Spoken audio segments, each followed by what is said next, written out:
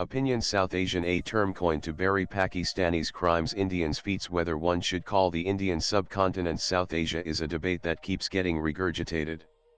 There have been two latest triggers. First is the coverage of the sordid Pakistani gang rape saga, in which leftist mainstream media in the West has repeatedly referred to these grooming gangs as Asian, in spite of the fact that these groups almost entirely comprise Pakistani Muslim men.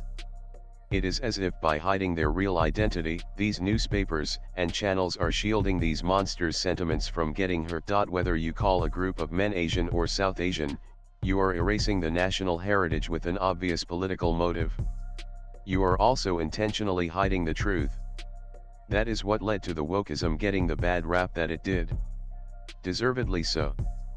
pic.twitter.com ksvjei3nfb Anurag Merrill June 17, 2025. Second was a post by Neil Katyal, U.S. Supreme Court lawyer who calls himself an extremist centrist.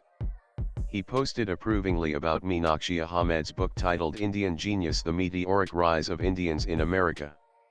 But guess what he said the book was about? The success of the South Asian diaspora. Amused netizens immediately started asking Katyal where he found the reference to South Asia, when Ahmed's book is clearly and specifically titled Indian Genius. They asked why this attempt to dilute and nullify the Indian identity. If one wanted to be historically accurate, Indian subcontinent is a more precise term because almost all of it was once part of undivided India, broken violently into parts as a direct aftermath of the British divide and rule policy.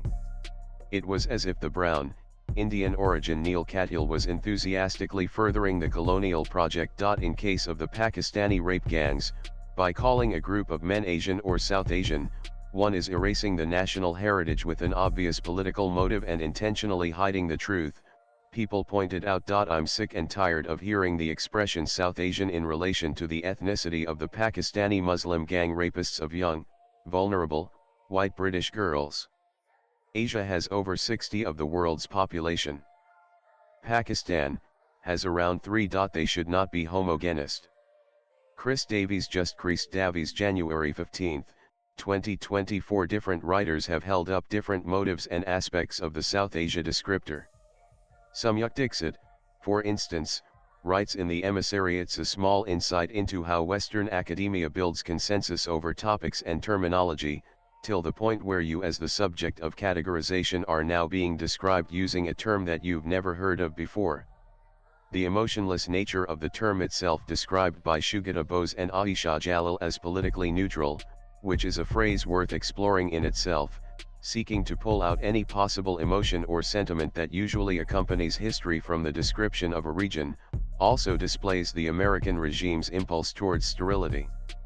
This, of course, is an obvious extension of the impulse that renames blind people as visually impaired, or civilian casualties during war as collateral damage, or one that measures strontium radiation levels after a nuclear fallout in sunshine units.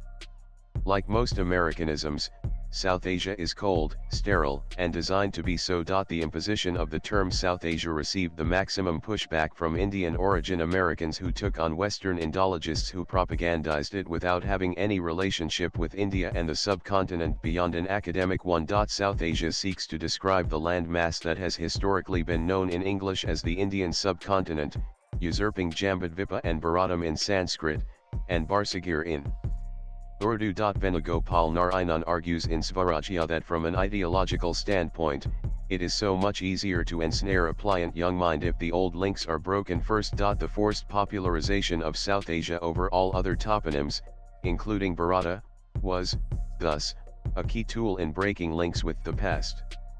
Someone somewhere astutely understood that peddling atheism alone wasn't enough in the East, where a non-Abrahamic existence drew moral, spiritual, and cultural sustenance as much from its history and geography as it did from a deity, he writes. East of Arabia, religion isn't the only opium of the masses, a civilizational ethos and a sacred geography too, join the list. And what better way to change that than by going to the root and changing the descriptor itself. Indic entrepreneur, publisher, and author Sankrant Sanu had done a Google Ngram search across many scanned books and journals tracing the use of the term South Asia.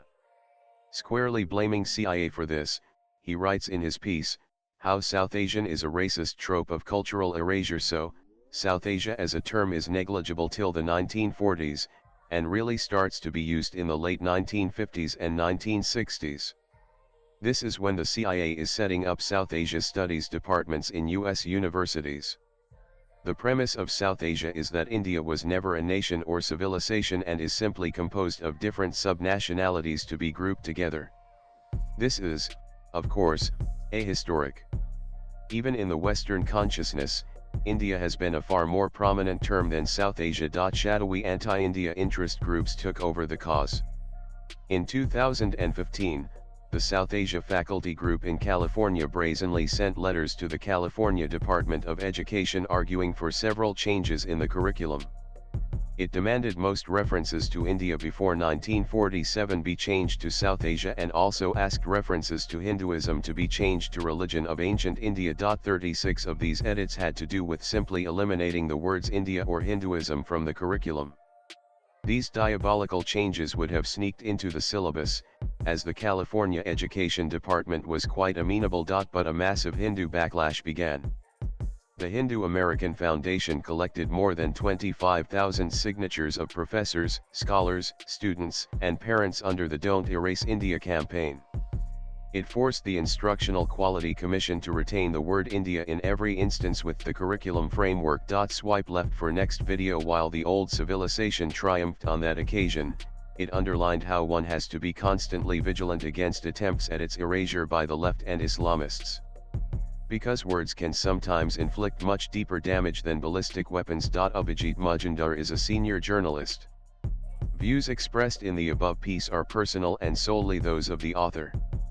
They do not necessarily reflect News 18's views. Latest blogs.